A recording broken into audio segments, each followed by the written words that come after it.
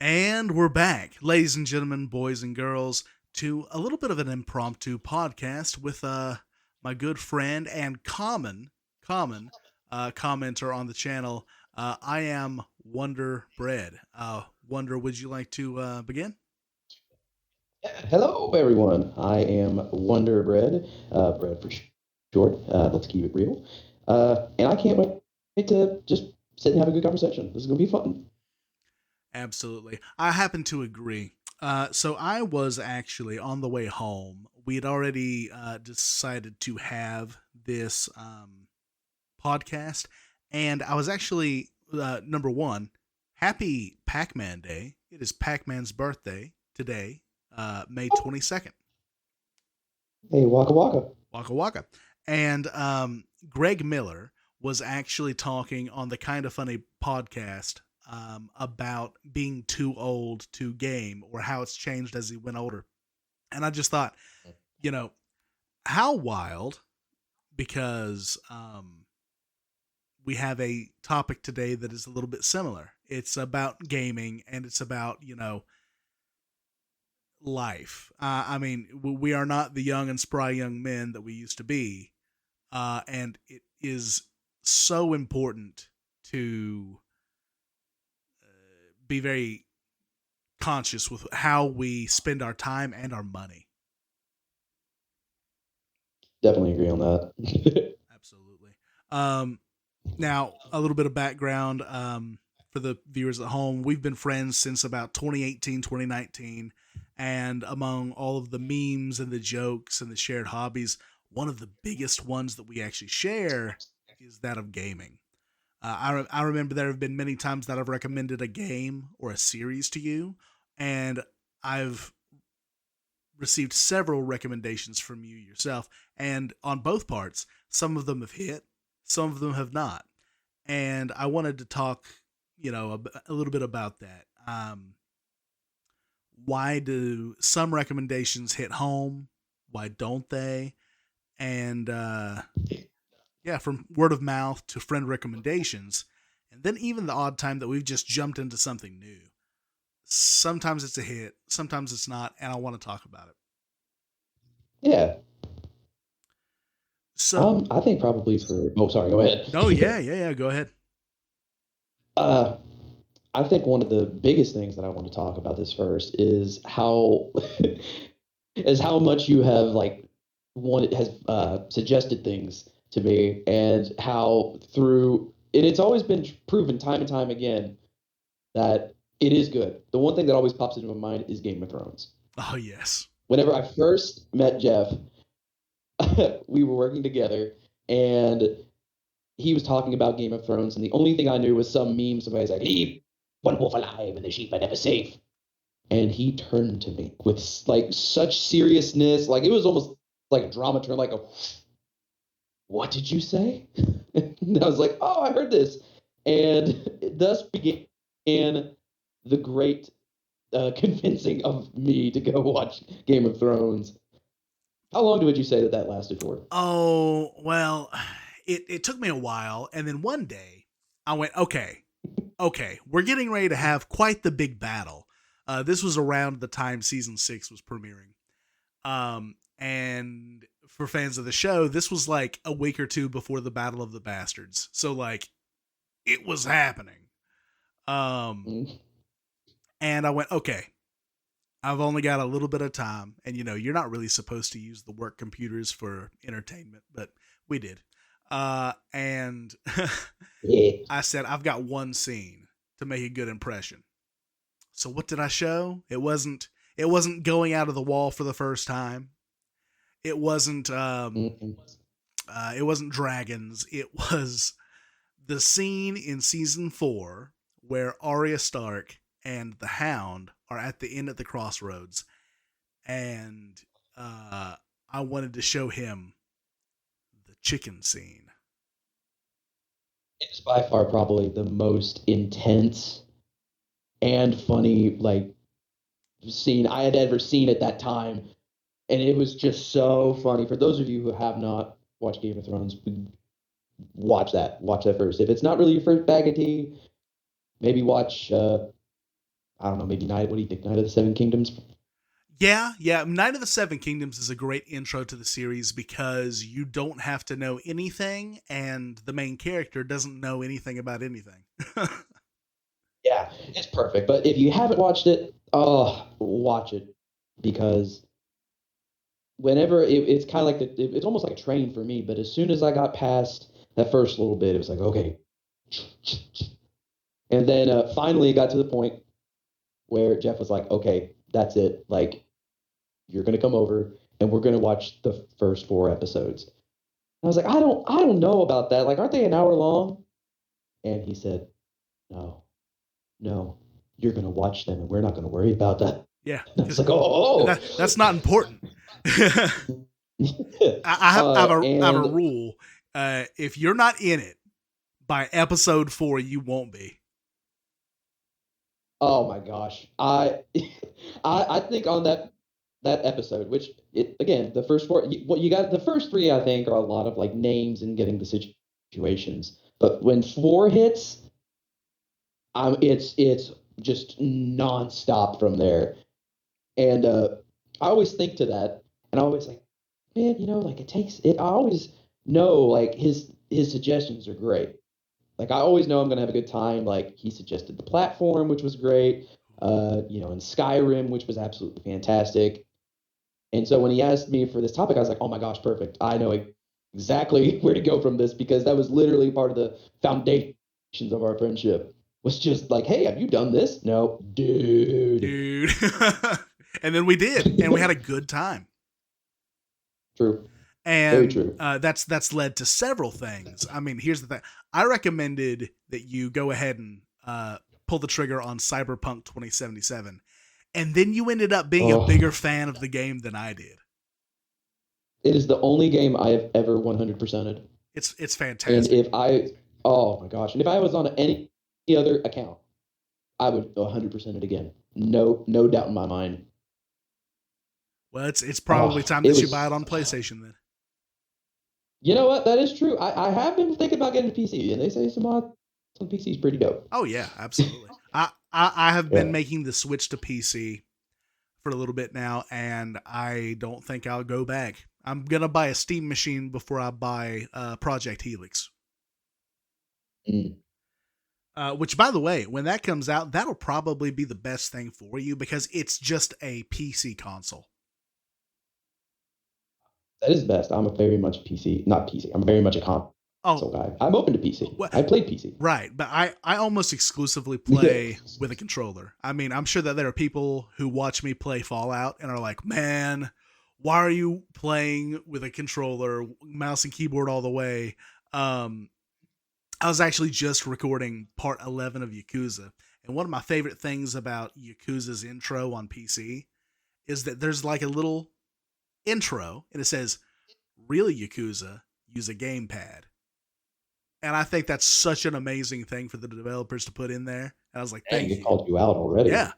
Well, they're not calling me out. They're calling out other That's people. true. Yeah. Ah. uh, And that's kind of a cool topic too on that. Sorry, I didn't mean to interrupt. no, yeah, go ahead. This is my first time doing a podcast, so I'm very much like, This is my second time. um, yeah, lucky. Actually, that's not Uh, true. This is your third time on a podcast because oh my gosh, it is. right. I On completely this forgot. channel, who in 2019, Way back. way back, me and your lady friend got together and we had like 2 or 3 hours of straight alcohol fueled nerd discussion, and I never got rid of it because I remember I was getting sick in the bathroom, tummy sick, not puke sick, and I heard her go off on the greatest tangent about Anakin Skywalker. I think that I've only ever heard like half heard it.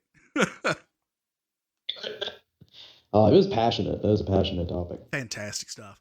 I remember it now. Yeah, it's all coming back to you through the haze. Yes. But what was that other thing that you wanted to talk about?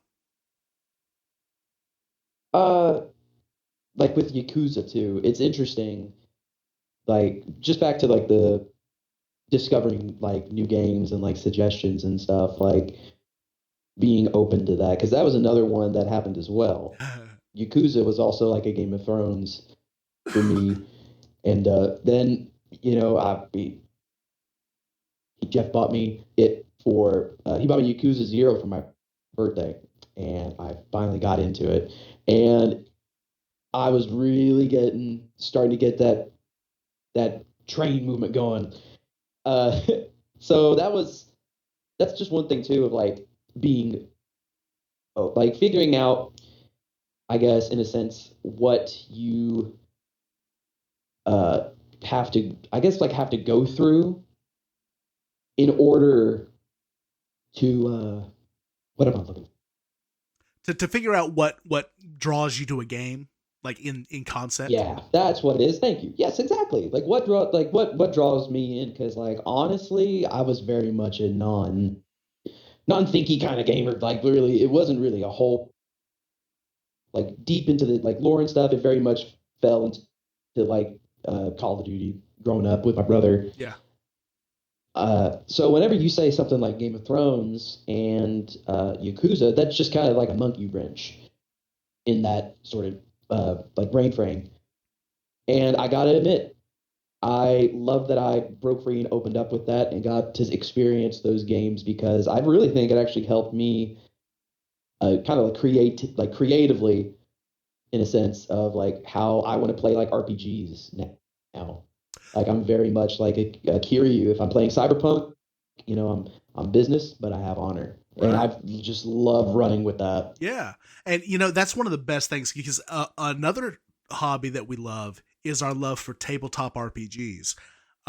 If anyone Oh, has listened to any of my other podcasts, on the Talking Tabletops podcast, I reference Bread several times as the player behind Darmol, a Twi'lek Shicho Knight from the Star Wars Fantasy Flight Games RPG. This man right here went toe to toe with Darth Vader and walked away for the most part. oh man. Mm. I I have to admit that is one of my favorite moments in gaming. So much. Like that was so cinematically perfect in my eyes for that moment. and and and you're Oh, absolutely right. When we play more narrative based video games, it becomes more and more of a point of reference for us. Like, for example, when I started becoming bigger into tabletops, I would bring in aspects of games and movies and shows that I'd seen, because nothing's actually original. It's just iterations of that. Um, and so like a Kiryu, a Johnny Silverhand, um, Goro Majima will forever be, you know, my boy. Um, but it all the great thing about being creative is that everything will eventually connect. oh yeah. That's one of the highlights of like playing video games with each other or doing tabletops with each other, because through a group setting, it kind of makes that feeling of playing a first game like every session in a sense. Mm-hmm. Yeah. Like I'll think of some of the favorite games that I loved as a like kid growing up was like Metal Gear, not Metal Gear. Metal Gear is fun though. Gears of War is what I played. I played a lot of Sly Cooper. Played a lot of Ty the Tasmanian Tiger. Uh, but they just kind of were side scrollers. I never really had that experience, and they were fun, but they didn't get me as much as this. And then Skyrim comes along, and because of the choices and stuff, it felt like I was deeply involved with that. Mm-hmm. And I think that's a big thing with those sort of RPG games too, is because you get to live that. And if you can get that good role play experience and live that either in a RPG like a video game or a tabletop, then it's like you're experiencing it for the first time all over again. Oh And yeah, it's just absolutely amazing. it Like I was is. the same way for Vampire. Whenever Jeff actually he was running a Vampire the Masquerade campaign, I did not know anything about it. I was like, vampires? Like, literally, my first thought was like, oh, I'll make a joke character. I'll be Edward Cullen from Twilight. No, I'll have like sparkles all over me, just something dumb like that. But through Jeff being like, well, actually, like, look at this, listen to this lore here, and building in with like this and that, and then maybe we can take a thing from this clan, and then we'll do here, but then we'll grab these people, and like it's a hodgepodge of just goodness. Oh, wow, And tabletops chef's are, kiss. oh, thank you, thank you. Tabletops are just so good at that.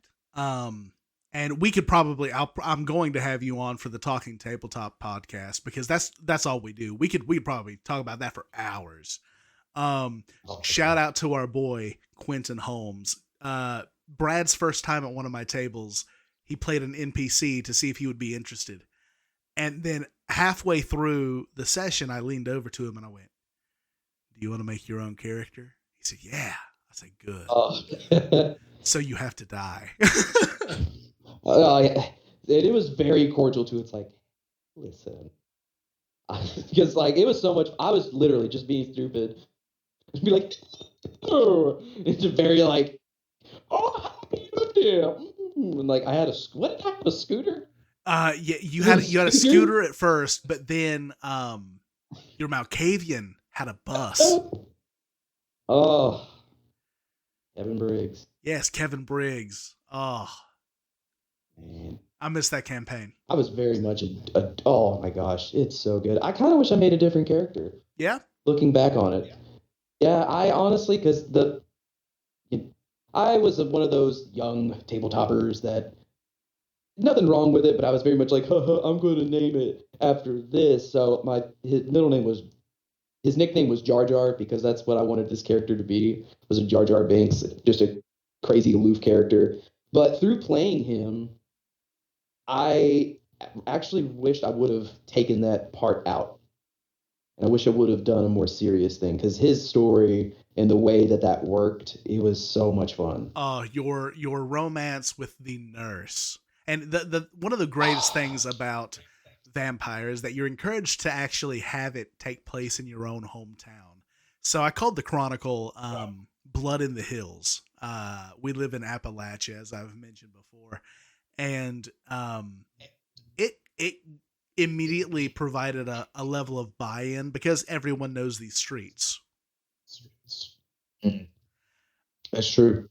If And it made navigation a lot easier. yes, and you can throw in the little jokes. I put myself in the campaign several times as just this guy who keeps falling asleep in his car during the day, because at the time I was struggling with severe sleep apnea. I remember those. Yeah. Remember those moments. Also, shoot, I forgot. For those of you who don't know about Vampire the Masquerade, it is a vampire TTRPG, and you play as different various clans. So like you'll have a Nosferatu creature, you'll have like an Egyptian style vampire, or you'll have vampires with different personalities. Like for my character, it was he was a Malkavian, and with those, they're crazy, but they see the future.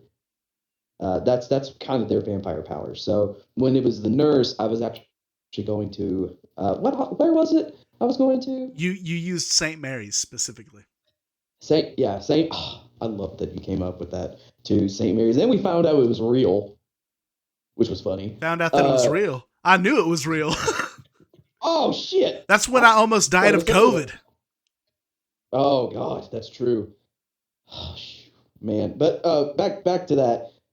My character was actually going and receiving mental health aid, and so I had a psychiatrist and there was a nurse, and I was in love with this nurse. That was part. I think I actually was a hindrance, as I was madly in love with someone, but she didn't know. She was just a nurse, and the hospital scene is people were starting to find out about our little group we were playing with, and I was like, I have to go and save my love. Ran, failed every single check, screamed that I love you to her in the middle of a very busy hospital floor, and then she runs away. And what? Oh man, I think I ended up having to like parkour out of that like building but barely making it. It was intense. Yeah, because they followed you from where, so they had gained the attention of vampire hunters, Inquisition. So they were not this poor nurse was not even on the radar until he went and found her. And then so they tracked him, and he parkoured out of the building into a courtyard. You know, one of those courtyards where the nurses would go and smoke, and there's no reason for you to be in there unless you're like staff. And then you like crawled out up the side of the building like you're in prototype, and you're gone. Oh gosh, that's oh man, I would give anything to go back and see that one more time. Uh, I Oh, I have since taken and fleshed out the setting of our hometown. So I mean, we could always reboot it. it's true. We're gonna get the band back together. I Well, know, maybe. I know. Oh, I hope that'd be fun. Oh, did I get off topic? I think I got off topic. I didn't mean to. no, it's okay. Steering back. Let's go back to discovering games. Why now? What is the Oh yeah. catalyst for your process? I mean, is it word of mouth? I mean, is it trending everywhere? Is it peer pressure from me and others? Or is it just like the random chance? Usually for me, when it comes to do games, it's a little bit of like a mash of it. Because back whenever we were growing up, we went to Walmart. They had game kiosks. Yes. So you could go and you could play, or even in like GameStop, or if you're really old, remember EB Games. Ugh, Oh, yes. they had the same situation. So that part I kind of miss being able to test it in a bland space. But then, we have like streamers and YouTubers such as what a plug, Jeff the narrator, who's actually he's running through the Metal Gear games. Metal Gear Solid 2 is what I'm on, and that's been really fun too. So it's kind of word of mouth, or maybe seeing a a special poster, or like with Devil May Cry. I ran through Devil May Cry recently. I'm still got to beat the fifth one, but with that, it was the TV show. Uh, I guess with all of it, it just comes to which one speaks to you the most, for me at least. How much am I going to see something and then eventually be like, okay? Or is it related to something, such like Sparking Zero? Oh, yes. I immediate purchase.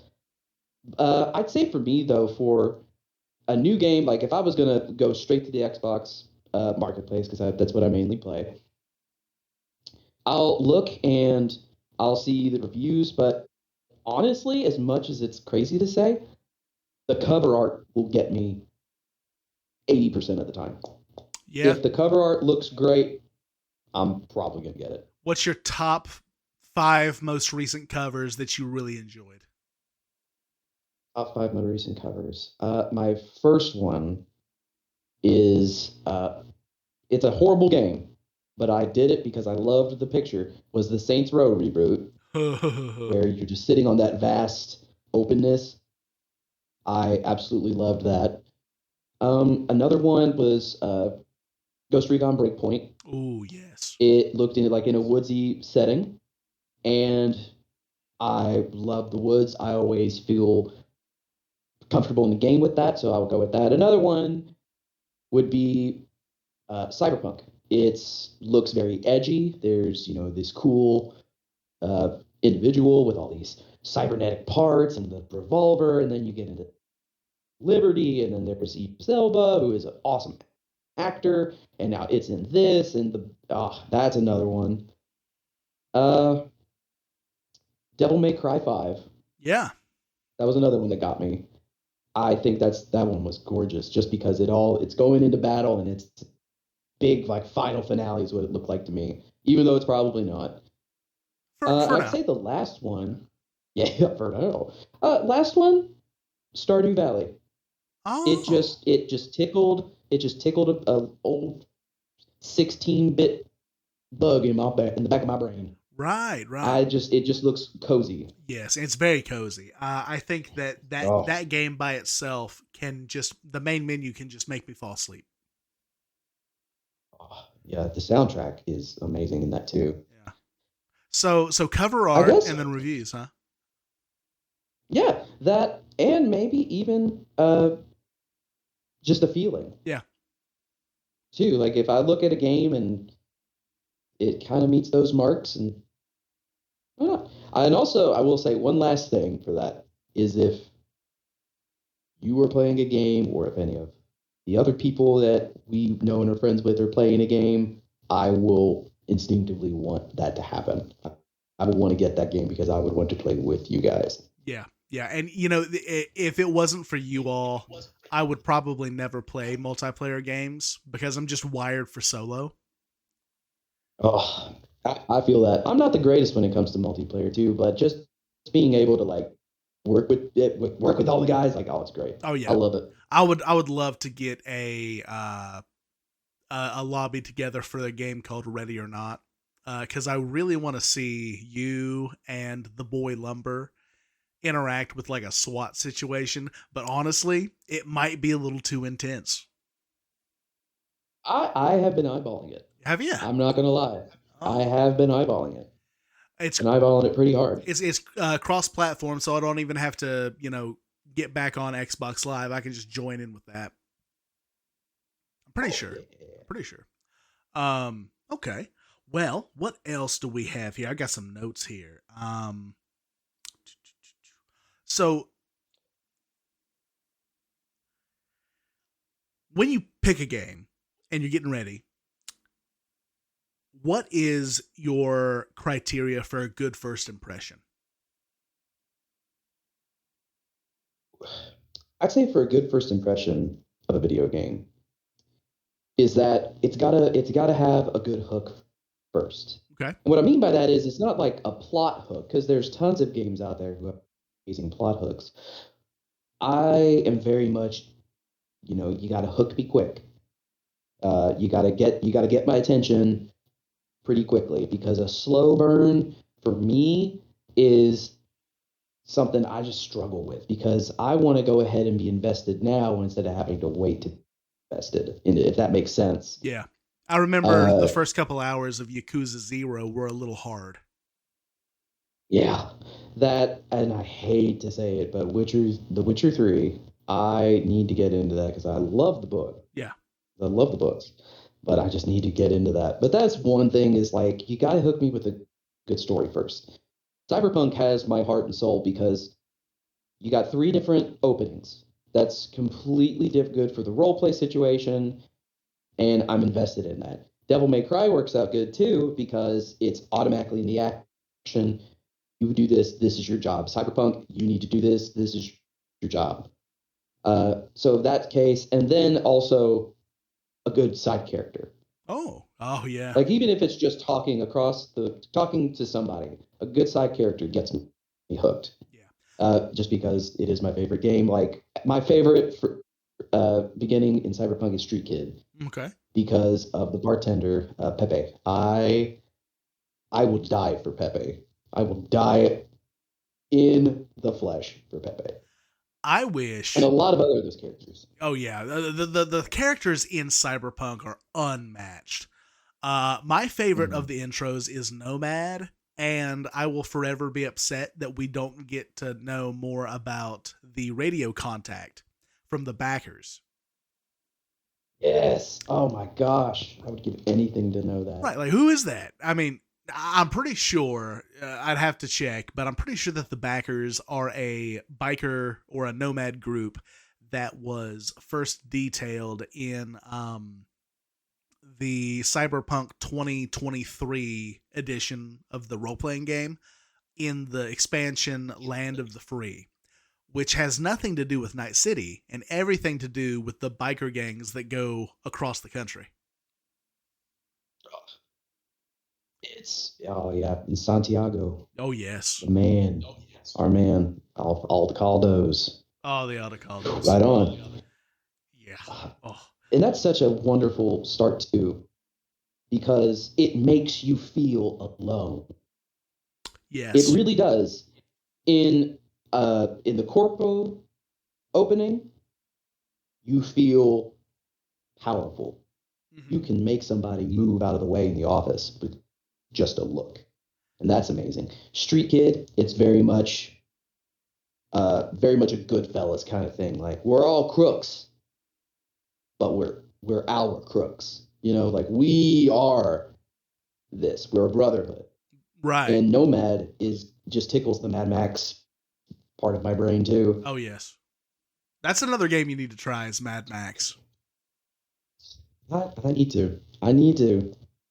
That's another Jeff suggestion, folks. I know. Yeah, That's yeah. another Jeff suggestion. Because Honestly, we ought to just make a episode, a podcast of just like things we've suggested to each other that made a lasting impact. Because that would probably, oh my gosh, we'd have to break that up into like 20 plus podcasts. oh, I know. So one of the traditions that we try our best to go through is something called a run.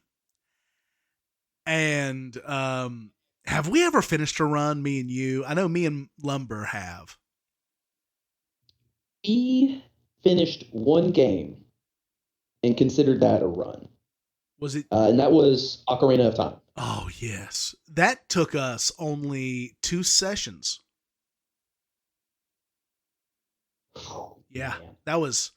Oh man. that's crazy. Yeah, yeah. So I have I a wanted to die yes. Well, during the what was the bongo? bongo bongo. Yeah. What's his name? Bongo.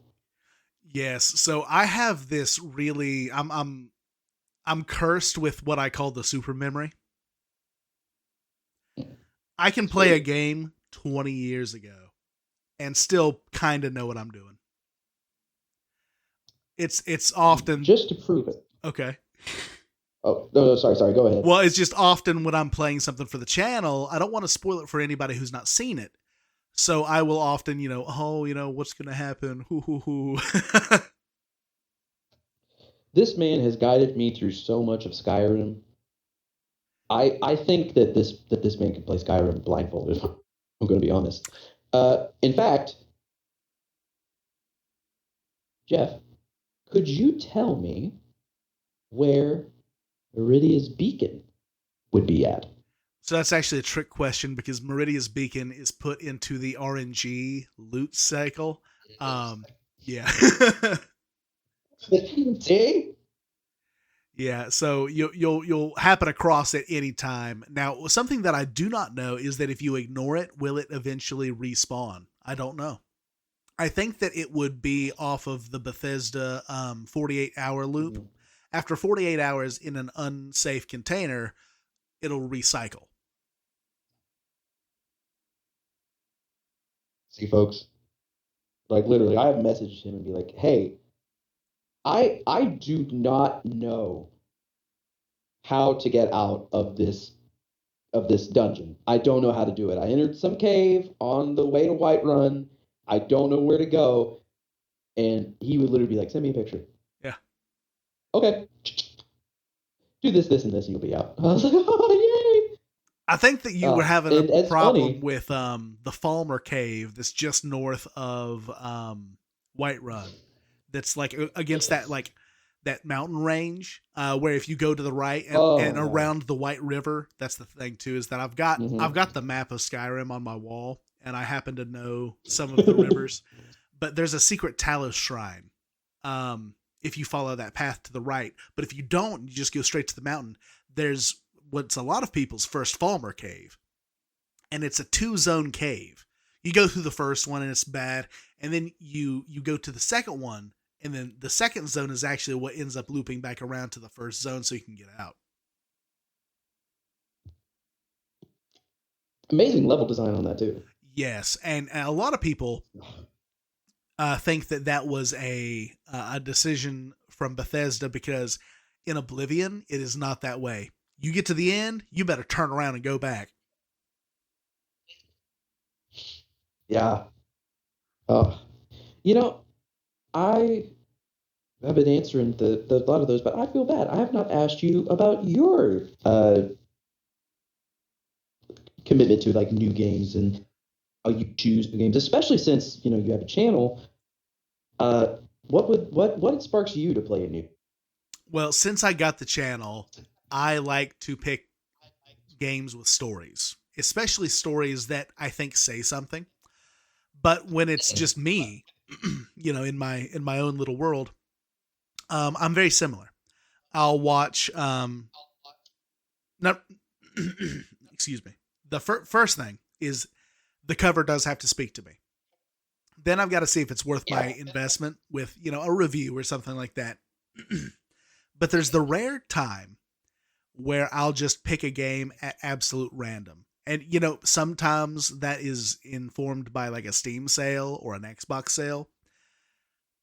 I Oh yeah. I thought, oh man, what was it? It was 2024. Yeah, cuz I've only been playing the Yakuza games for like maybe 2 years. I thought it looked stupid. I don't know why. It's all in Japanese. I don't even know if I can even get all the games. And then Really? yeah, oh yeah, I thought they looked stupid. I'm like, why Oh. would you name a game Zero? And then I realized that it's because it's a prequel. Uh, Similarly to Resident Evil, which by the way, I've been going through that and it's been a nightmare, and I love it. Oh yeah. Um, but so someone said, "Yo, Yakuza actually has a lot in common with Metal Gear in the way that it's got like a big story." I didn't need to know what they meant because anybody who compares a game to Metal Gear Solid has got my purchase. Yeah. So I started Ah yeah. the summer of 24. I remember because I was very sad. And I that's my secret, Cap. I'm always sad. Um and I think that like every month, maybe every 2 months for a year straight, I would text our group chat and I'm like, "Okay guys, I'm at the end of another Yakuza. The tears are flowing." Yep, that And is true. that's when the recommendation started. I was like, bread, please. You gotta play this. Your heart can't Yeah. handle it, but it'll make you stronger." It is true. There, I will admit, in Yakuza Zero, whenever you play as Goro Majima and you go into the what is it, the wellness spa that the blind girl is working at? Is Yes. that what So that is? I just recorded I this. wept. Oh, you have not even begun to weep, my friend. Oh no. You got to get to it. Please. I have officially caught up to where you are. I just got into chapter 5 with Kiryu, and I'm gonna go buy a new suit. That suit. That is a statement, by the way. I love that. That's awesome. Yeah, it's so far away from his final form. He will acquire another suit, which is iconic. But this is like, when Star Wars Solo, a Star Wars story came out, and everybody was like, hold on now. This is the story of how Han became Han Solo. That is what Yakuza Zero is. Kiryu is not the Dragon of Dojima yet, but you see what happens to make him become that. Fun And fact. it's very intense at the start too. Oh, Sorry to interrupt. no, no, no, yeah, super intense. Did you know that Mark Hamill was the original English voice actor for Majima in the original Yakuza in on the No PlayStation way. 2? Yeah, he does not Ah. remember voicing him for an entire game. Oh. Now, Wow. uh, Wow. the remake of Yakuza 1, Yakuza Kiwami, actually rewrites the story so that it is a direct sequel to Yakuza 0. So you'll see recurring characters, and it's awesome. What would you say is your favorite character or side character In in y- Yakuza? in Yakuza. Ooh. In Yakuza. Favorite character of all time. Just because I've had the most time with him is Kiryu Kazuma. However, I prefer Goro Majima up until Pirate Yakuza in Hawaii.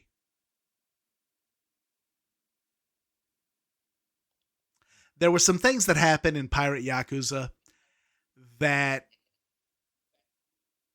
uh, you know, uh, it's a good game. It's a good game.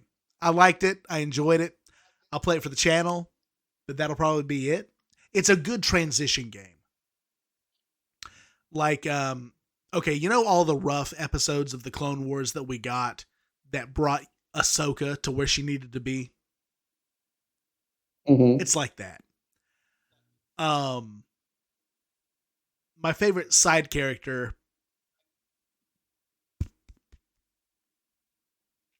is either Akiyama, which is a character you'll meet in Yakuza 4, or Daigo Dojima. I remember you talking about Daigo Dojima. Yeah, Daigo is a character that you meet for the first time, well, properly in Yakuza 2. I actually met him in Chapter 5 of Yakuza 0, because as it's a prequel, you get to meet him as a child. Oh, and then when I love it when they do. I love what. So I played 0 through, so I was able to get all of the prequel things. Unfortunately, there's a side quest in Yakuza 0 that spoiled the entire rest of the series for me. Oh no! It was the way that this character, you meet a fortune teller, and she tells you your future. Mm-hmm. And Kiryu's like, "Oh, well, that'll never happen." And I went, "Oh, man, I guess I'm going to deal with, insert spoiler here." And it wasn't 2 games later that I started the 3rd game, and that was my life. Yeah. But Daigo Dojima is a really good character that I wish we had a point of view section for. There are a couple of POV characters, like you've got Kiryu and Majima, but by the time you get to Yakuza 4, Yakuza 4 has 4 different campaigns. I didn't know it was that deep. It really. Yeah, you've got Kiryu, you've got a character called Akiyama, you've got a character called Tanemura, who, by the way, is a cop. And then you've got Taiga Saijima. You know Taiga, but you don't know Taiga. You've seen him in a flashback for Majima. Oh. You'll probably have to go back and play it, but do you remember when he's remembering his past life and his brother with all the revolvers? Yes. That's Taiga. He got arrested and put in prison for murder of 16 men. It's good. Okay. And each of them play differently. So Kiryu plays like he always has. He's all-rounder and ridiculously strong. Akiyama is fast. He's a dex build. Tanemura is a counter master. And then Taiga is a barbarian. Okay. Yeah. And then by Yakuza 5, which is a lot of people's favorite, you play as Kiryu, Akiyama, Taiga. Another guy that only ever showed up in that game. Oh, the Yakuza fans are going to murder me. But he's a weapon specialist because he used to be a baseball player. Oh. And I do like the baseball bat. The baseball bat is good. And he can't fight hardly with his fists, so you have to use all sorts of stuff. Like, that's where all of his combos are. If not, then you're just doing 1-2 punches. Oh.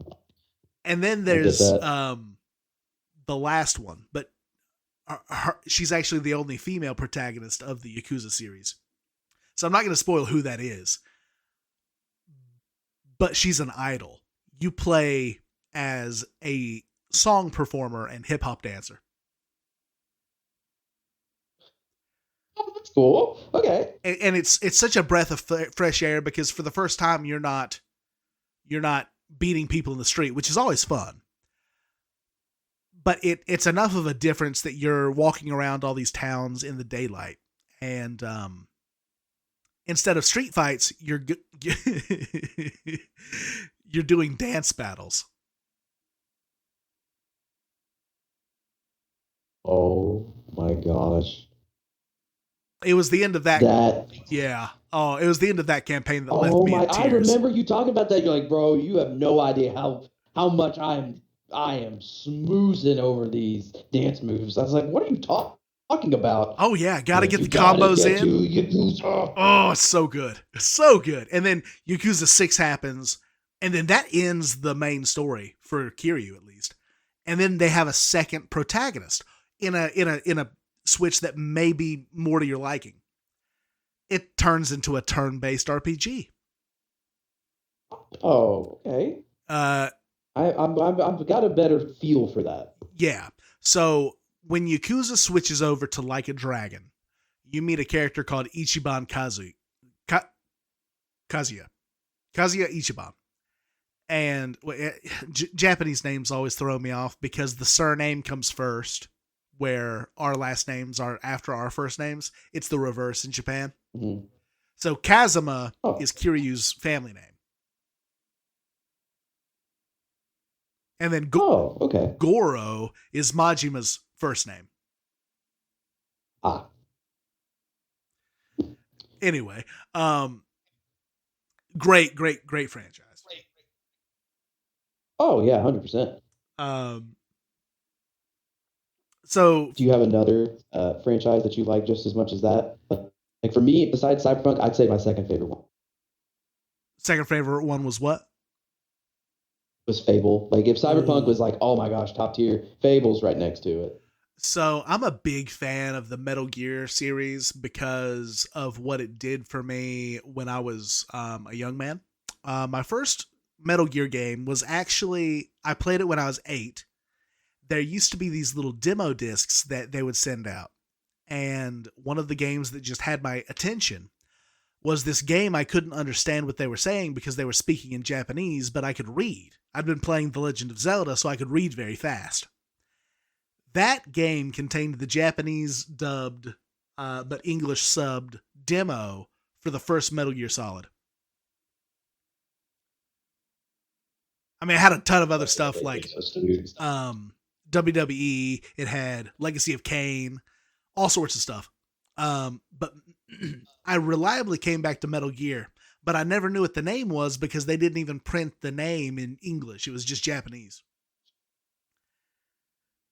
So finally, I get a hold of Metal Gear Solid 3 for the first time.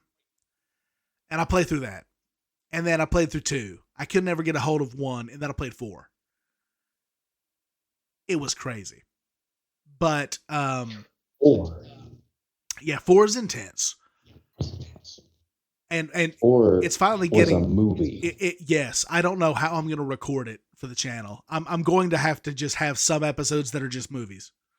But I will be doing that, and you can catch Metal Gear Solid 3 in its entirety when I launch on July 2nd. Hey, yeah, there we go. Yeah, shameless plug. July 2nd, be there. Yeah, at least. So I'm going to be releasing it episodically because I didn't know this.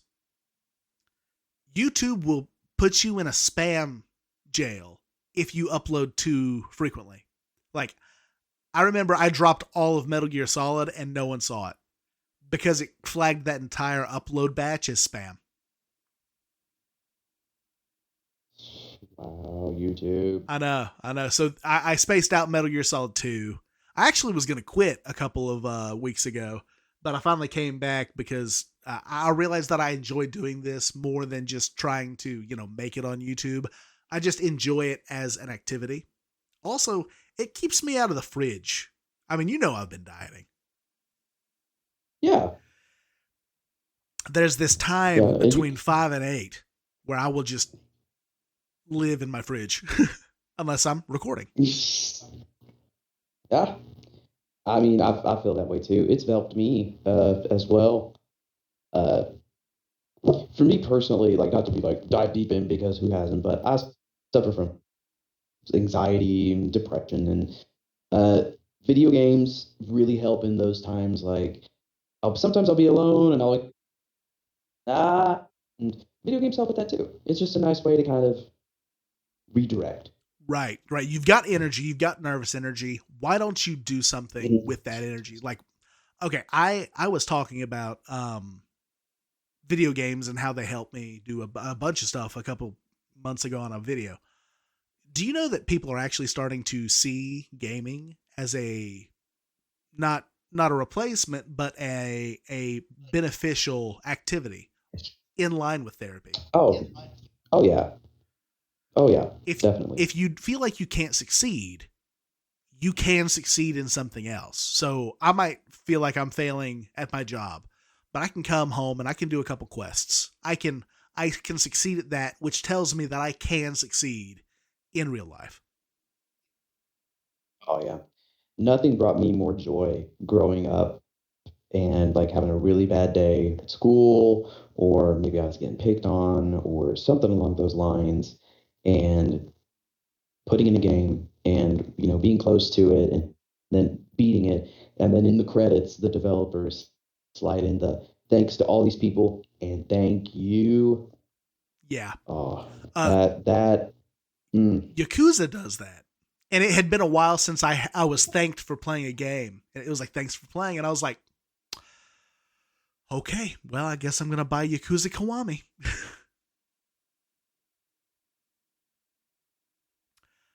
I love that when the games give you that. It's kind of like a it's well It's like a it's not what reward. I was going to say. I was going to be, it's like, yeah, it's like a reward. I was I going to say it's like Game Plus, but it's really not. It's just more of an acknowledgement of the experience. Yeah.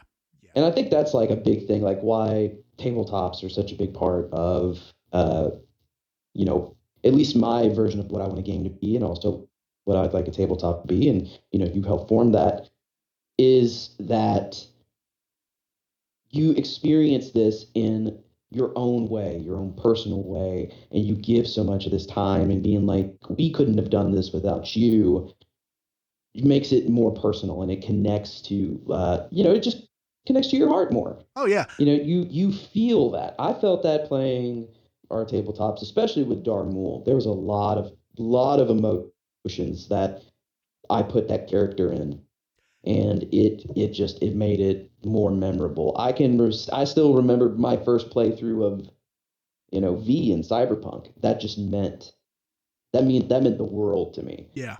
And I think that's like kind of why we as gamers hunt so much for new games, because we want to get that other connection, much like Cyberpunk, Skyrim, Yakuza, Pitfall, The Lost Expedition. Yes. Like those things meant so much to us. Like, why wouldn't we spread that? Very much of like, hey, you should come play with Vampire. I gotta thank you for that. So thank you Well, thank you for for doing coming. this, sir. Yeah. Um, well, so I want to talk about Dar for a second. Knowing what I didn't Oh know my in the gosh. moment.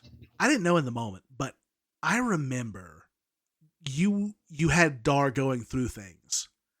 And Oh yeah. I only know now in retrospect as we've gotten closer that you were dealing with things that you were actually dealing with Dar.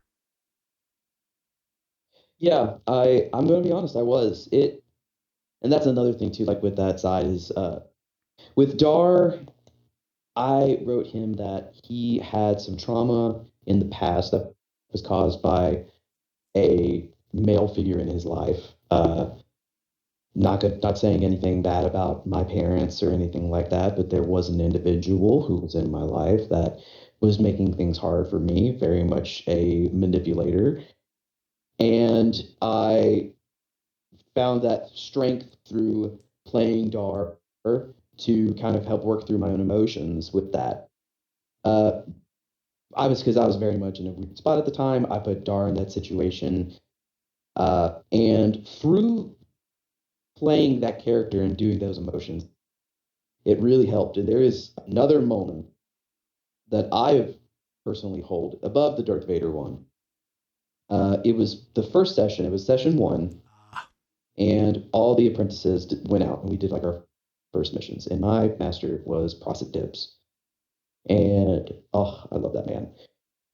But his thing is he sees through the force because he's a race that was born without eyes.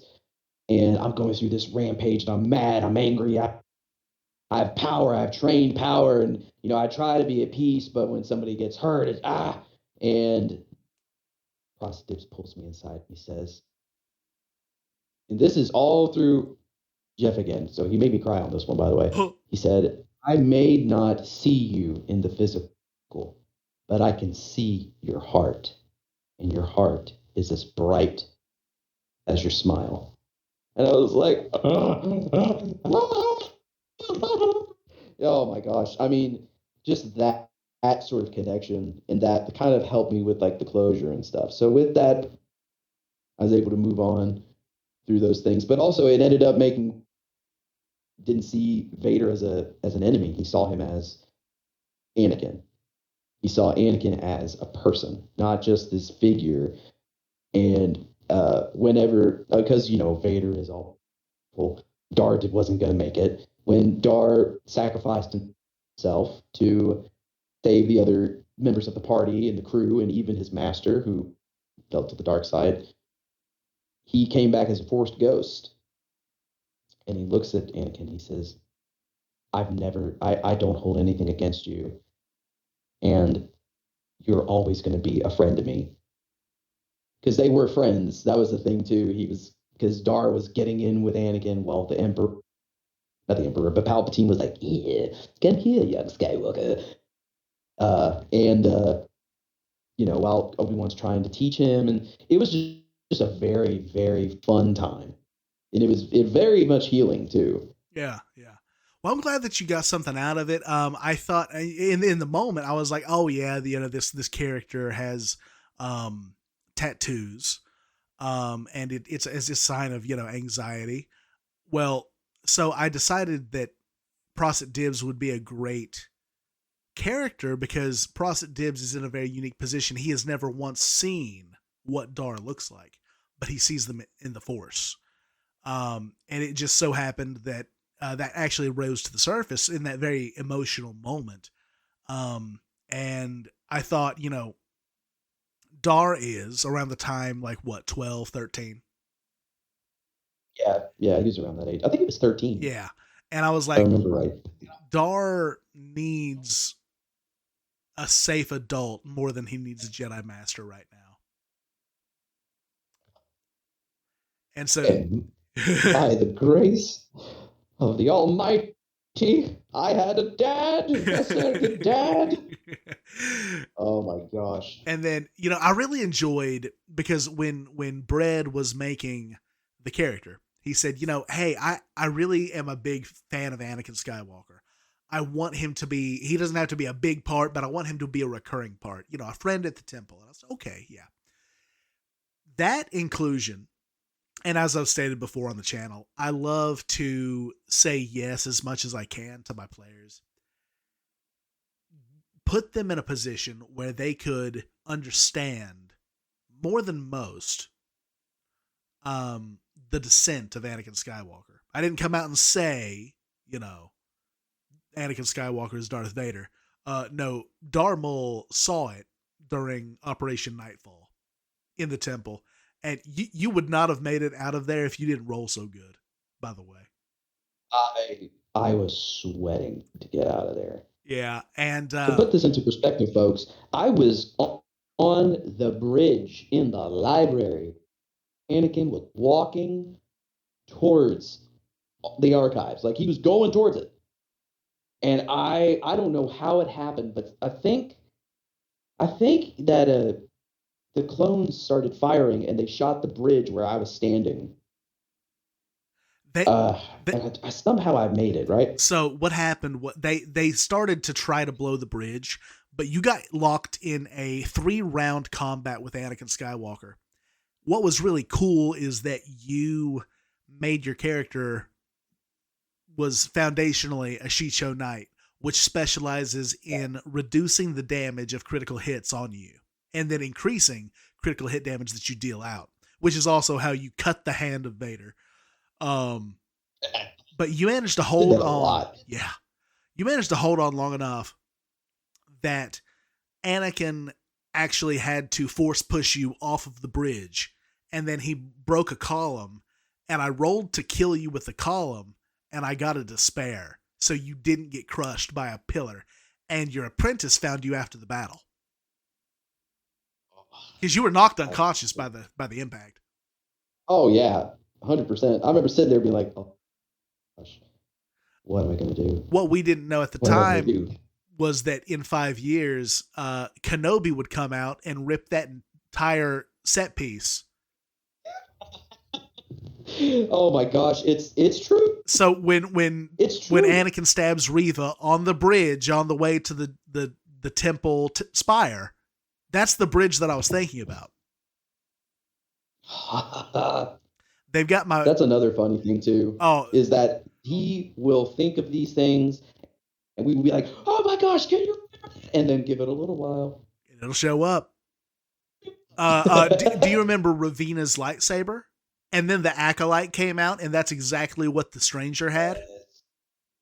Yes. We had another Star Wars campaign, very much short lived. It hurts me to this day. But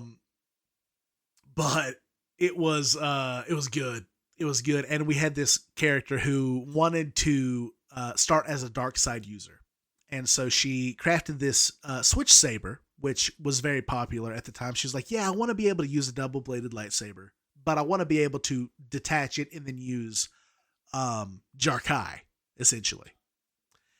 And it was so cool. And I was like, "Well, you know what you could do? You could do a regular saber in your dominant hand and then a Shoto because it can attack quicker.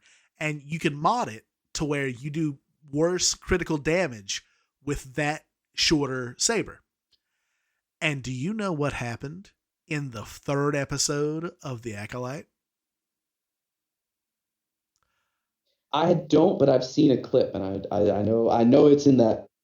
I don't Oh, know where you have at. you not seen it? I do know. I've seen a good bit, but I haven't seen it. Gotcha. So, do you I will care? say. No, go for it. Okay, so spoiler alert. Pause here, and then I don't know. I'll put like a something in the video later to let you know to come back. But the stranger ends up killing one of the Jedi Padawans, and the actress is actually X2 from Logan. Oh, okay. He gets her in a saber lock and then detaches the bottom half of his lightsaber and uses a Shoto to ignite 3 holes into her chest.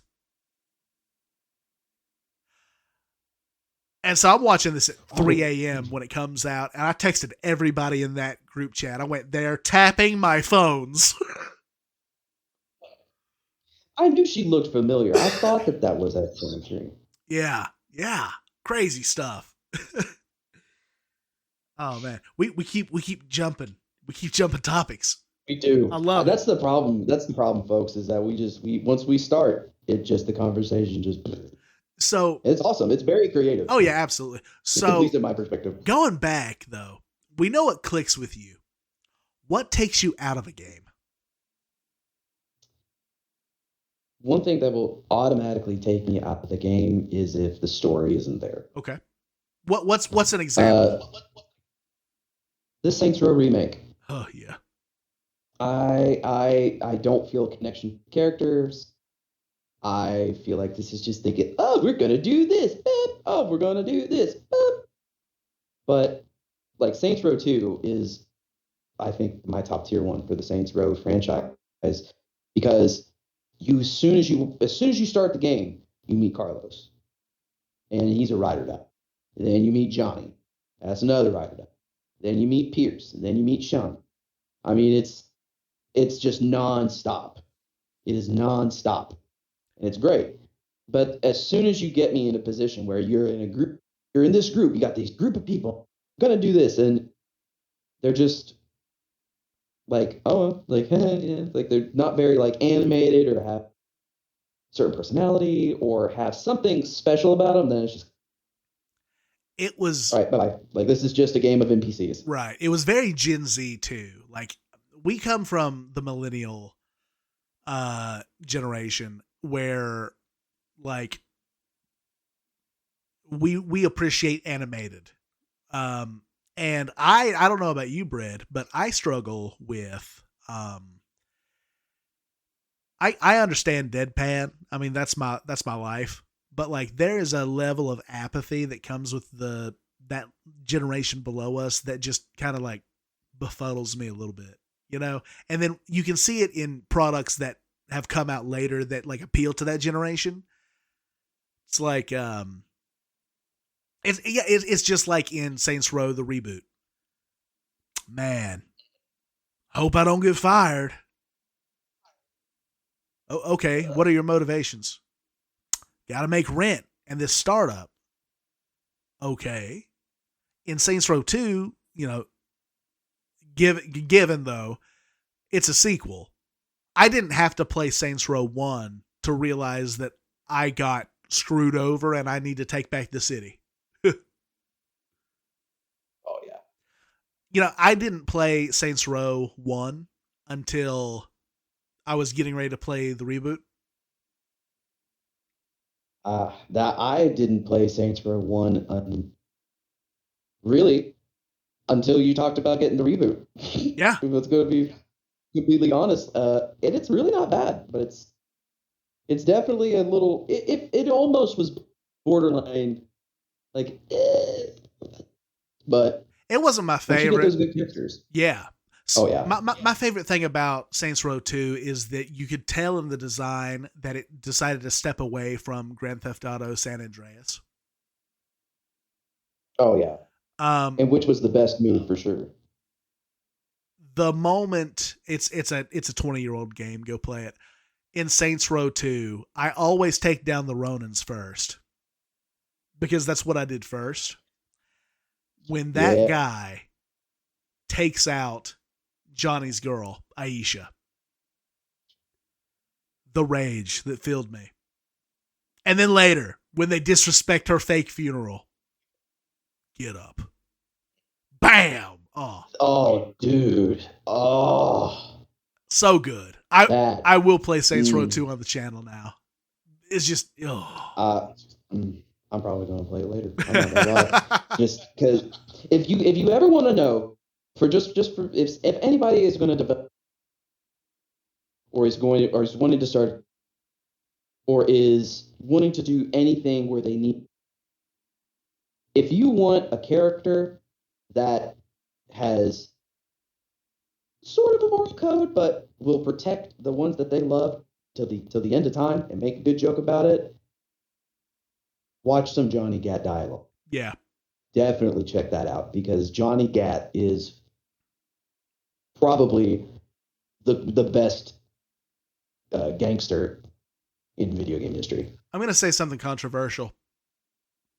Ooh, I think he's more dynamic and well written than Deadpool. And I love I could Deadpool. see that though. Did you ever play Gat Out of Yeah. Hell? I haven't. I'm gonna be completely honest. After Saints Row the Third, Yeah. I could only imagine how it is though, because what's the plot? Is that you're Johnny in hell, but Yeah. you're like trying to get to heaven. Is that right? So you should. I've never beat the fourth game, but I want to play it because Johnny comes back in the fourth game. Like backpack? Yes, and it's not a clone. What? It's Johnny. Yeah, he survived. Okay. And Get Out of Hell is a sequel and or side story of what happens when they're living on the ship. Because I don't know if you know about the fourth one, but we lose the Earth and we are Matrix slash Mass Effect style living on a ship. Oh, okay. But you're celebrating Kenzie's birthday not my ex-wife, um, the nerd from the third game, Mm-hmm. and you start playing with a Ouija board, and the devil steals the boss, the boss. Okay. So you threaten the Ouija board at gunpoint and shoot it, and you're like, "Take me to hell." And you and Kinsey, because you can also play as Kinsey, go to hell to save the boss from Satan. Oh, okay. I mean, that sounds like a pretty decent time. And you get to run into people from all of the other games. Okay. You remember Ben Well, maybe King? I'll have to check that one out. I do remember Ben He's King. down there.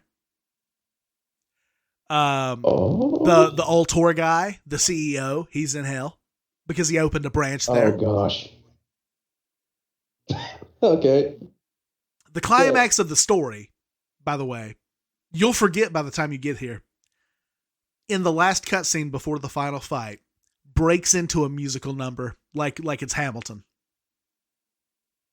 that's It is awesome. one of those standalone DLCs because that's what it is. It's not its own game. It's only about 6 hours long.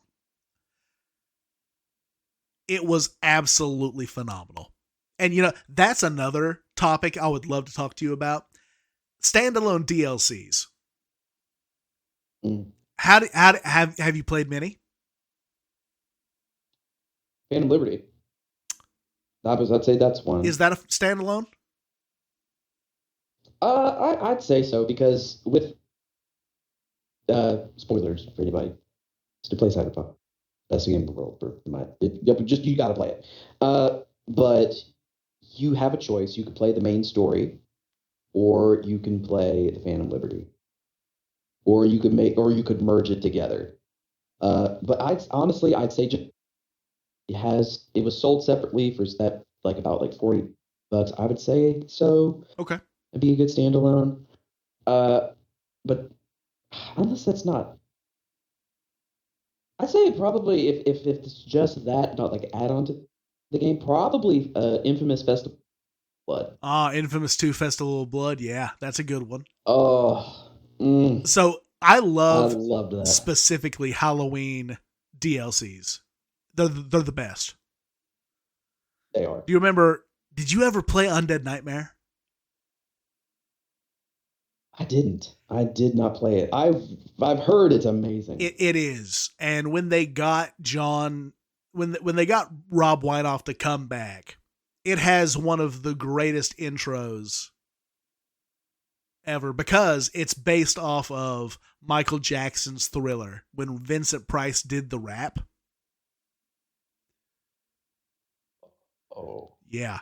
Now, okay. and then so you play through Ooh, the entire game and then you beat it. And then it allows you to continue on after the main game. Like after you complete the campaign, you come back. Now you finished Red Dead 1, right? yes. So when I tell you that the epilogue of Undead Nightmare happens after Red Dead Redemption 1, what does that tell you?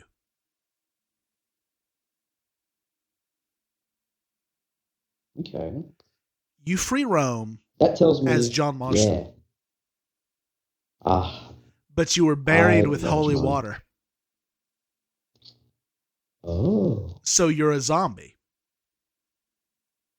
I with the soul of a man. love that. Yes. You know the cover art where it's John without a face? Yes. That's what you play Oh as. my God, that's why they have it. Okay. Yeah, yeah, yeah. And I love that. so apparently something happens and, the dead rise again and you just go and you free roam. You can do the challenges you didn't do, all the stuff. And it's just a good, fun time. And it's just one of those classic zombie DLCs that's just good to kill things in. That is true. Another What one, would you say would be a bad one? a, Oh, sorry. a bad standalone DLC. Yeah. Ooh.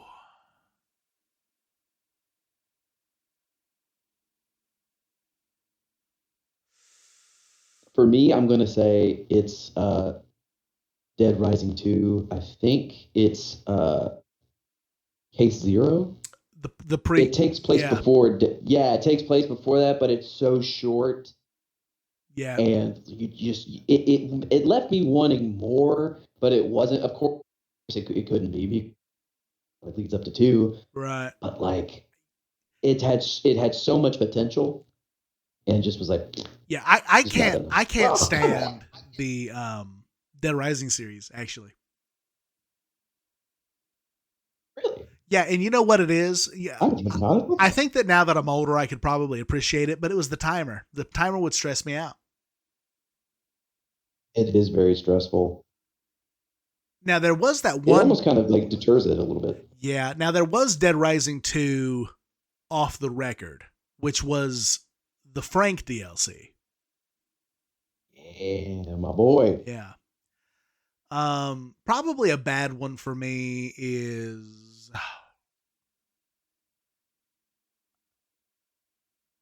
I was gonna say Freedom Cry because it's so short, which is for Black Flag, but honestly, the Adewale storyline is fantastic.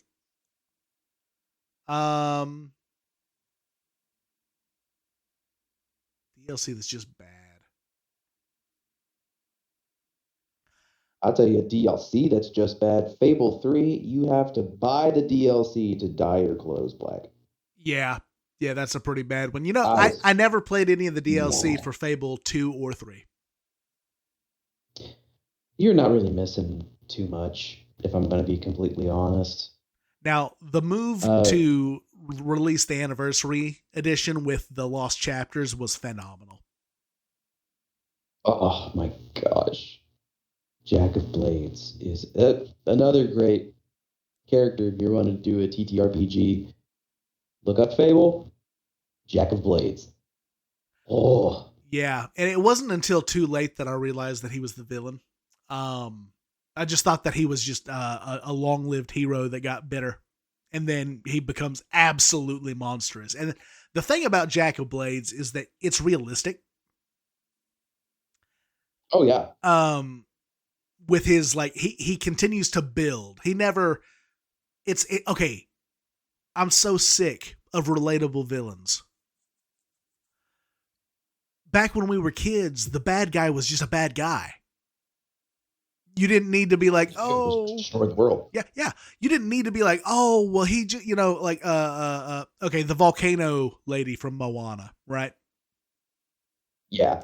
Turned out that she was just a really upset, polluted, Gaia, which, okay, that's cool and it has a great environmentalist message. But what about the Huns from Mulan? You could not save that man's soul. Nah. Or Jafar. Yeah. He was just a bad egg. Right, right, yeah. Now I'm not saying that the anti-hero or the understanding of villain is bad, but like that's all we get these days. No one's really bad. No, people can be bad. Yeah, people can just be bad. Right now, I'm currently going through Twin Peaks for the first time, Oh yeah, I've not seen it. and it is very very good, very good. It's set in Washington State in the woods. Love it. Very spooky, kind of supernatural murder mystery. Very nice. But there's a character in that whose name is Jean Renault, and Jean is just he's just a bad dude. He doesn't care about you. He doesn't care how he will pull one over on you, but he's going to do it. Yeah, Care. That to me that makes a villain because as soon as you put like, oh well, I just want to do this bit, it's like okay, like you now it's not really your. I'm not feeling that you're an evil presence. Now I'm seeing, oh he just needs help. He just needs to do this. right, right. Like I can't. I can't. Sometimes I just want to hate the villain. Right. Okay, Ramsey Yeah. Bolton. Oh, I could kind of see Joffrey because he was just ruined as a child. Um, honestly, I could see Joffrey more. I hated Joffrey a little. Ramsey was awful. right. Don't get me wrong, but Joffrey did it just because he could. True, true. And then, And I think that yeah, Ramsey was kind of molded by Roose Bolton a little bit. But, even then, okay, the Night King then, which that's a bad example because we never got enough of the Night King. Walter Frey. Yeah. I just hate Walter. What, when he did what he did, I couldn't stand him. But up until that point, I was like, oh, yeah, just an old dude trying to live his life. I couldn't. I could not stand him. Well, he's just surrounded by Just useless family. He's like, oh, yeah, just keep on making heirs. They're not good yeah. for nothing. I was like, yeah, I can get that. I can be crotchety. All right. What about, what do you think about stepping into big franchises? Do you get intimidated, like by the lore? Oh yeah. Oh yeah. Pokemon is one of those for me. I've never really been in play Pokemon. Never really got into it just of just how expansive it was. I, And it's just like same with Final Fantasy. That's just yeah, a lot. I'm the same with Final Fantasy and Warhammer 40K. Oh yeah. But 40K is a lot. Final Fantasy 12, the one with the kid with the vest, Vaughn, I think his name is. Um, that was my first Final Fantasy game. And that is a game that always drew me in because of the box art. Oh yeah. Something similar with that bit was have you ever played Dragon Quest Curse of the King? I have not, but Dragon Quest was illustrated and designed by Akira Toriyama. Oh yeah. I'm gonna be completely honest. It's as if Akira Toriyama was like, I'm gonna make a medieval game with monsters, and it's gonna follow kind of a Dragon Ball story. It is phenomenal. Yeah. I'd like to try it. Phenomenal. One of those games that always gets me, I will always give The Legend of Zelda a chance. Oh yeah. But as I'm getting older, it becomes less and less worth it to buy Nintendo consoles for me. Yeah. It's just because we're growing as people, and they typically tend to market games towards you know kids and younger folk out there, and it kind of is like, okay, like I could play Mario, yeah, but it's just the same thing, and it's just a little too cartoony, Right. if Well, you will. and I can say that about a lot of Nintendo games. But there are some Nintendo games that like cut me to my core. True. Like, okay, we never got to finish the Majora's Mask. Majora's Mask. And here's another thing that I hate about Nintendo is that they're so protective of their IP that they kill content creators. Like Majora's Mask is a case study on grief. 100%. All of the NPCs are asset lifted from Ocarina of Time. The game is essentially an asset flip as far as the NPCs go. And Oh, okay. they got into it because Termina is actually the Hylian purgatory. I didn't know it was that deep. Oh my god. Okay. So a big theory is that when Link falls into the stump at the beginning of the game, he experiences a 3-day loop because he's dead. And his soul's trying to find rest. Oh gosh, that's a turn. Oh yeah. It's a big turn. And because I'm pretty sure you never get to see Link leave the tunnel. I don't think you do. Maybe he does. It's been 20 years since I've played that game. Yeah. But the ending shot is the Skull Kid and his friends. It's not Link. Though maybe he rides off on Epona, maybe. But like every character is supposed to have a mirror in the game, but you never find links. So, like the Happy Mask salesman, Oh, he also doesn't have a double because it's assumed that he followed the Skull Kid into Termina and then lost the Majora's Mask. But do you remember Princess Ruto from the Zoras? I do. She has a twin, is a singer that gets her eggs stolen by a thief. Okay. Oh, well, that kind of fits in too, because in Zelda Ocarina of Time. Oh wait, spoilers for anybody. Yeah. Uh, Princess Ruto gives Link the Zora Sapphire, and she's like, "It's the mating gift." So that's kind of cool. Oh yeah, and then How it's kind of plays into that. yeah, and then and Juno and her sister are actually the child and adult versions of Malon from Lon Lon Ranch. Oh, I'm so sorry, that's you love Lon Ranch. not a Juno, or Anjun. She is the reflection of the Cuckoo Wrangler from Kakiriko Village, actually. The one who can't touch the cuckoos because they give her hives. Yeah, She runs the I inn, the remember. hotel in Clocktown. Oh, okay, Yeah. So that's just that's kind of, sweet. and everybody in the game is dealing with stress or loss.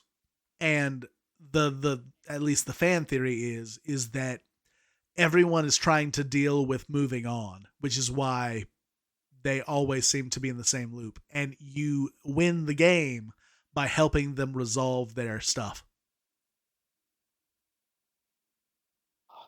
Just a good thing with Zelda 2 is you're doing this for the greater good. And I guess in that sense, with it being about grief, what does a player do? It helps with relieve grief from the others. That's cool how they tied that in. Oh yeah, it's awesome. That's sick. And Yeah, then you've got the other games like Wind Waker is so good. Have you ever finished Wind Waker? that's one of the great white whales of mine. I Oh love Wind Waker, but it's like every into something happens and I fade away. yeah. So if you have the option between playing the HD remake and the original, I prefer the original. But if you get hung up on trying to find the Triforce pieces, they do fix that in the HD edition. But I feel like it cuts out a lot of the reason to explore. Yeah, I definitely feel that. And plus, the Wii U controller is very difficult. A Yes. game that is meant for a GameCube controller. Well, didn't they port the HD remake to the Switch? Or am I mistaken? I think they did. Oh, that's a shame. Yeah, I think they talked about it, but I don't think they did. There are rumors. It might be on the GameCube one. Oh, okay. Now, Bread, there are rumors. We may be getting an Oblivion remaster style remake of Ocarina of Time for the Switch 2. Oh, if they do, I will pay ungodly amounts of money for that game. Oh, Well, with what they did with Mario Kart World, you might have to. true. Oh man, that's a crazy how much that game is, but it is very gorgeous. Yes, yes. All right. Did you know we've been talking for about 2 hours? Are you serious? Yeah, it's 8:30. Wow, Yeah. that's impressive. Well, maybe an hour and a half. Awesome. Yeah, yeah, that's awesome. So, are there any other topics that are just on your brain that we can talk about before we close up? Uh, there is one. Okay. Uh, One thing I would say is whenever you are getting suggested a game, uh, very much, like I said, whenever I was up, it was very much shooters. And, I meet Jeff, and he tells game, and I'm just very hesitant. One thing I would say for anybody is don't let hesitation ruin your experience when it comes to a creative experience like play or doing a tabletop. One of the things that I didn't really understand video games was how much it takes to make a character or an NPC until I started playing game. Still, I started playing games like Skyrim, Mass Effect, or Starfield.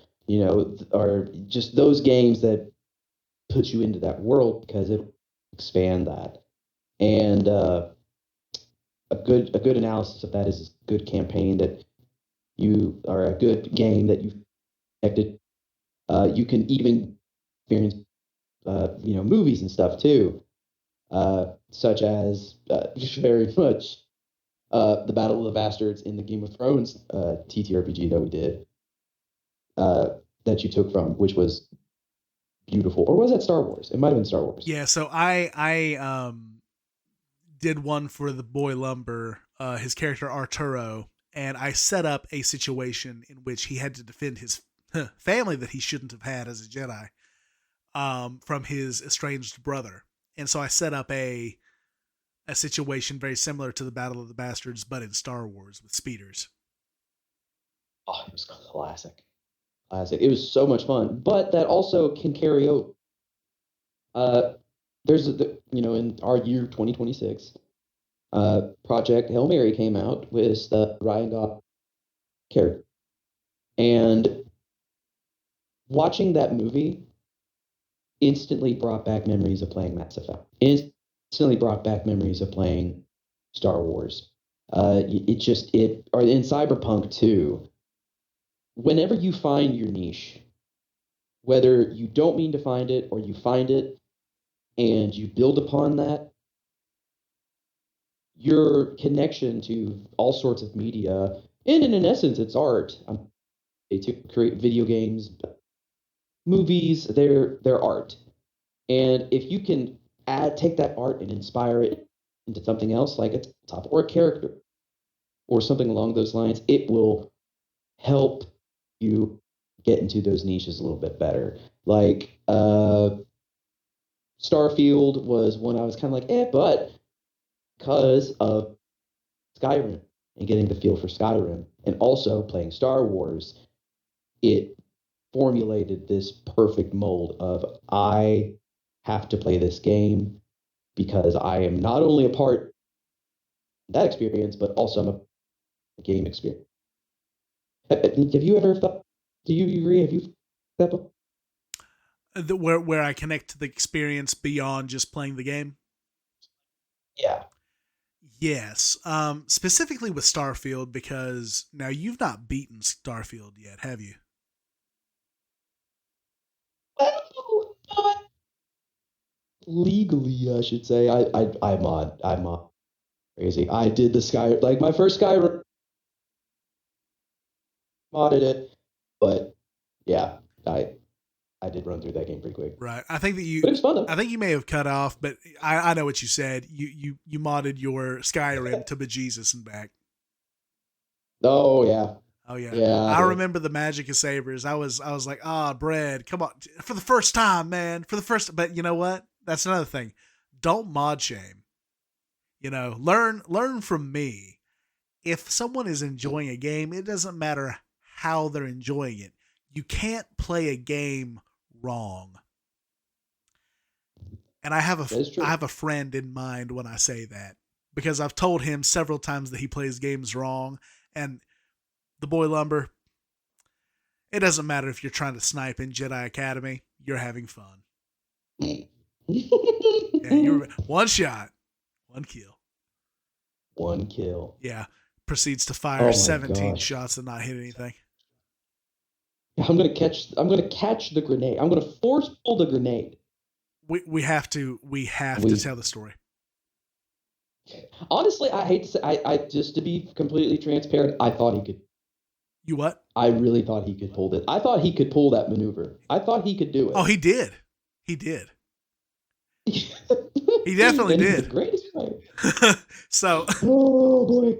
so in between attack the Phantom Menace and Attack of the Clones, during our great Star Wars campaign, everybody was down on 1313 because I can't let the game go. And they were trying to find a contact that knew about some rogue droids, which ended up being HK-51 units. And in the middle of this tense negotiation on a shuttle between the party, which consists of 3 Jedi Padawans and an NPC they've just gotten, and then 5 HK-51 Commando assassin droids.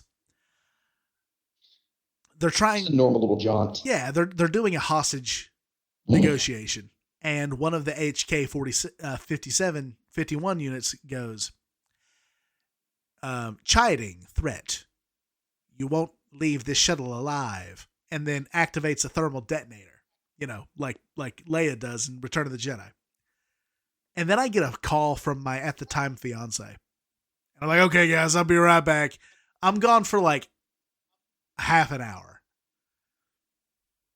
And they're using this entire time to plan and formulate this moment in which they're going to fix something. They're gonna get one over on Jeff. and I come back, and the boy Lumber, our good boy Arturo, has put the majority of his force training into move, which is just force push, force pull. This would come back to kill me later when he threw a tank. But he goes, yeah, I'm gonna force pull the thermal detonator and put it into my hand, which was great because I happen to know that thermal detonators, once they collide with something, detonate, and it's already been primed. If he hadn't turned it on in the scene directly prior to this, it would have been fine. So he rolls. He succeeds in removing the grenade, the detonator from HK-51. And he goes, yeah, I'm going to put it right in my hand. And I said, yes, it does. And then I start rolling damage. And he says, what are you doing? I said, oh, no, you get it. You definitely get it. And then I crit. And I rolled on the table. And it said, the player loses a limb. So he catches the thermal detonator, and it blows his arm off.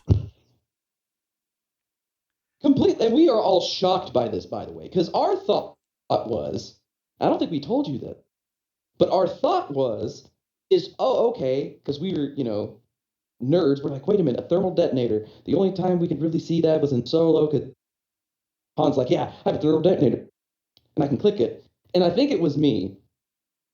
And Boy Lumber, I want you to know I will take full responsibility for that. That's fair. I think I told him, it's like, well, if you have to click the button to turn it on, you gotta click the button to turn it off. It's like, no, that's not the case, because when you force pull it, it comes into contact with, and it comes into contact first. Oh man, it's just like, oh yeah. So it explodes and throws the entire group out of the shuttle. And this actually was horrible for him, but it highlighted a really cool moment for the third party member, Hellscream, who played the Zabrak Colossus, Toga. He took his lightsaber and he sliced the rest of the nub off, cauterizing the flesh and stabilizing Arturo.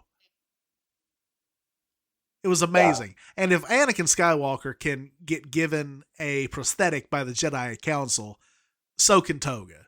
It's fine. It would not be the only limb that man lost throughout the campaign. wasn't it canon? I thought didn't we make it canon that when Toga lost his hand, that it because uh he was the first one of the Jedi, like one part of our group to get robotics, said, "Oh well, this actually took place before the Battle of Geonosis." Oh, it happened So several that's why they were years. like, Yeah. "Oh, yeah." It's like, "Oh yeah." So that's why Anakin got the hand replacement, and the Jedi Council was like, "Yeah, sure," because they knew it would work. Right. It's in the Like it budget. wouldn't hinder. Yeah. So, Yeah, didn't we make that? and Wasn't that our it canon? was Arturo, not Toga. Oh, yeah, yeah, yeah. Yeah. And yeah, so that was the thing. I was like, yeah, it's likely that, the Jedi Council has a budget for stuff like this. I'm sure that, you're going to get it no matter what. We're not in the dark times. You wouldn't have to build your own Mm-hmm. arm. It's fine. And then he lost a leg to General Grievous at the Battle of Dantooine, which, by the way, is one of the greatest Darth Maul stories of all time. With General Grievous, I actually don't remember this. So they were dealing with Grievous on his ship, and you were on the Venator by yourself.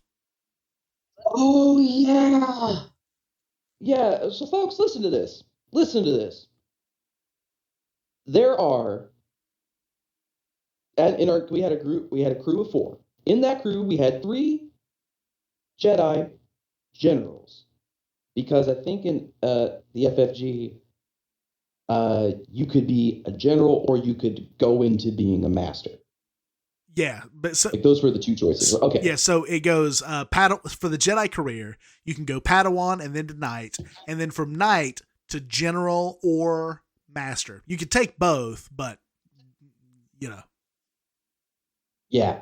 So I was the only one that was a master. I didn't take the general. I was like, no, because if I thought as Dar, if Dar was put in a position where Dar had to face violence every day and had to act on aggression in a prolonged experience, that it hindered Master Dibs laid out for him, and it would like kind of tarnish him. So I was like, no, I'm going to stay on. I'll go with you guys, but I'm going to stay on the ship. Well, they all decide that they're going to go run off while there's a big old battle going on, and I'm up there, and the clones are looking at me. They're like, so what do we do? I'm like, and the only thought I thought I could think of, because they were starting to come out, and we were starting to kind of get crunched, and I was like, let's just take the ship. We'll lower it. We'll go down into the planet's atmosphere just enough where we can cover them and block our guys from Grievous's reinforcements, and we can also give them supporting fire with the ship's big lasers. And I can't believe that I rolled and it worked. oh yeah. So what happened Oh, is you had also just watched the arc in the Clone Wars where Ahsoka angles the Venator to provide cover for their ships. So yeah. they enter the orbit of Dantooine, and Dar orders them to roll the Venator so that the ship bay in the middle opens up and they can just fire from the hangars, while the underbelly of the Venator shields them from orbital bombardment. And he rolled a triumph and several successes on a leadership roll. I was like, yeah, you got it. Oh, that's fun. I I was on cloud nine. I literally I think I looked at you and I was like, I'm good. Like this is the greatest moment of my life. Like I could die right now. Ano- Like I gotta play Halo Wars. I gotta do something strategy wise because I'm on a roll. yeah. You should grab Empire at War and just do that.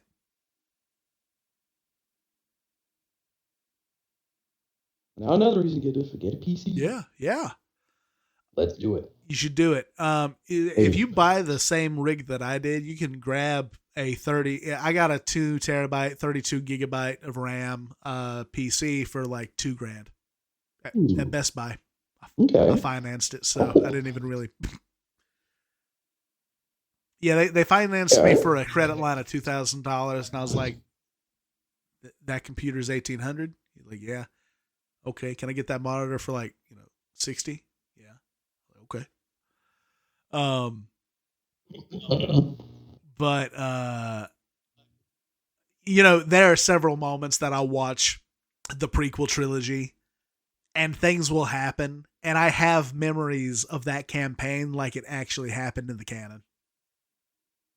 Oh, uh, I don't know if you talked about the legacy character I had. I was really into Game of Thrones, folks. I love Jorah Mormont. I know he did bad, but the guy that had best to be better. Love that. So I named my character Jorah. Uh, but he was kind of, I think we wrote it as he was an orphan that was kind of taken into the Gungan city and raised and like learned the ways of like Gungan martial arts and like their customs and stuff like that, and also going into. But every time I see the Gungan city, I'm like, I could see like, I wonder which bubble would I trade. Yeah, Like, oh, yeah, and I love that. And you were specifically a bounty hunter martial artist, and then you got the force sensitive specialization, force sensitive outcast, where you could make your own form of lightsaber combat. yeah. What was it? We were also doing like, because it was the force. I think it was like the like Mace Windu from animated, where it's fighting the it's with the force, like force hands. I think that's what we tried to do. Oh, that's right. And it was like, man, like everybody you just hit them and they just go down for some reason. Yeah. Oh, I'm sorry. Yeah, you were a steel hand adept. Oh yeah. Yeah, so the plan was is that if you got far enough in the skill tree, you can punch people at a distance. Also, one of the only skill trees to give you the ability to parry a lightsaber and not hurt yourself. That was a big factor too, because I remember you said that. I was like, I can actually get in at Vader if need be, I because that was my whole point. yeah. I remember, like, I want to take fists to a knife fight. Like that's what I want. I remember I had it, and we never got to this point. But the very next mission you all were gonna do was scout out a new base for the rebellion, because we had went from right before the Phantom Menace all the way to right before Jedi Fallen Order, like 5 years after the Clone Wars. Um, your all's very next mission, I was gonna have an Inquisitor track you all down, and I was gonna give you the opportunity to like do a John Wick disarm of a lightsaber. Oh, oh man, that would have been so sick. But we never got there. Ah. I'll Uh, light a candle, maybe one day. right, maybe one day. It's just we just need to start a new one, new canon. That's fair. That is fair. Now that we all know the difference in regular play and like high level, Yeah, and like yeah, and I I would and I that'd be and great. I know the difference between someone being able to throw a tank and not. He had Or that yeah disarming strike isn't actually taking arms off. yeah yeah. Poor Aura Singh. There are a couple of inconsistencies with my canon and the canon established. Yeah, this one is that this roided out little angry Twi'lek teenage boy just cut the arms off of one of the best bounty hunters around. I think you got her by the wrists is what it was, and That's yeah, yeah, yeah, because she, she something. I think I grabbed a hold of her and she smacked me away. And as she was, I like swiped and I caught her the wrist she was like grabbed me with, or I grabbed her with, and Oh like the other no, as she was yeah. pulling away. So what happened was you were trying to put binders on her, and she kicked you in the chest, Oh, that's what it was. and you took her hands like Dooku. Oh.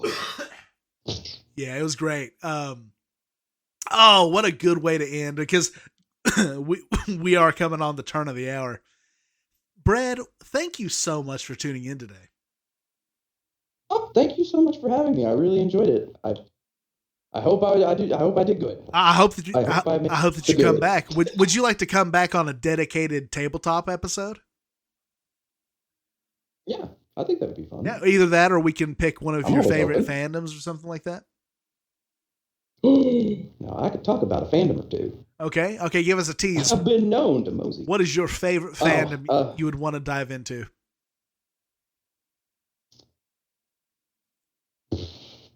honestly, I'm gonna have to say Cyberpunk.